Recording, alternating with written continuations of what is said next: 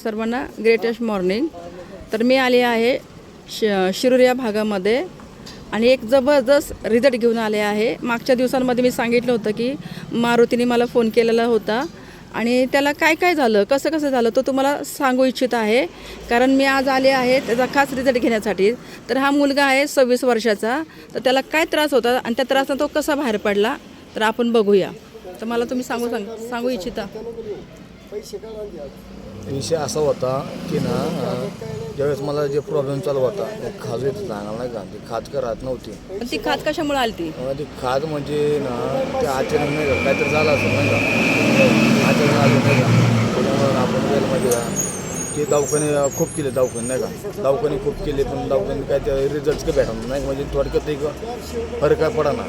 त्यानंतर आता तुम्ही लांबचे नाही की आत्ताचे त्यानं तुम्हाला फोन केला नाही का, तुम्ही 2 बाटली नाही पाठवून ते पण बस स्टॉपला पाठवून दिलं बाटली नाही का.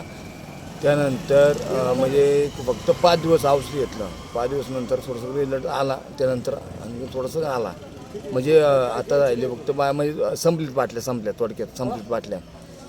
त्यानंतर म्हणजे ती खाज पण राहिली. खाज भाषा तिथं असं वेगळंच वाटत होतं मला नाही का, काहीतरी करावं. बरं, त्या आजारामुळे तुम्हाला एवढा त्रास झाला, त्या त्रासामध्ये तुम्हाला काय करू वाटलं होतं?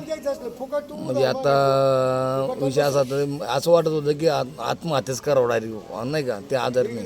पण त्या औषध नाही का तर फरक पडला त्याच्यामुळे नाही का, म्हणजे रिझल्ट चांगला आला. आजाराचं नाव काय असेल ना? खाज येत होत्या अंगाला, ते पण थांबत ते कशामुळे आली? तुम्ही सांगितलं की घशामध्ये गाठ झाली होती. गाठ झाल्या त्या. बरोबर आहे.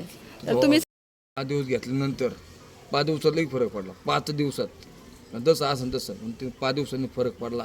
त्यानंतर का अख्ख्या 2 बाटल्या संपून टाकल्या. पुढच्या बाटल्या घ्यायच्या का?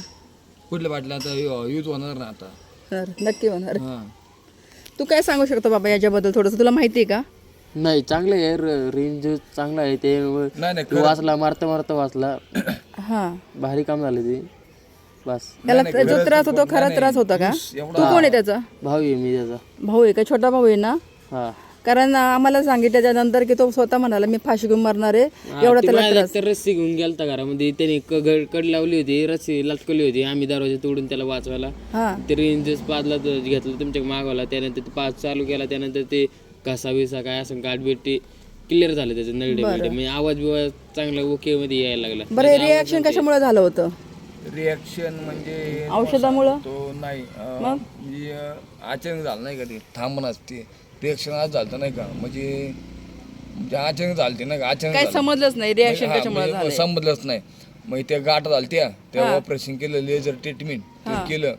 त्याच्यामुळं मग नंतर मग फक्त झालं मग त्याला भरपूर दिवस झाले. मी 15 दिवस काढले, पण नंतर 5 दिवस फक्त औषध घेतलं.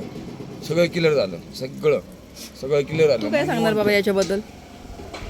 ह्याच्याबद्दल तर मी काय ते म्हणजे रेंजच म्हणजे चांगलाच आहे.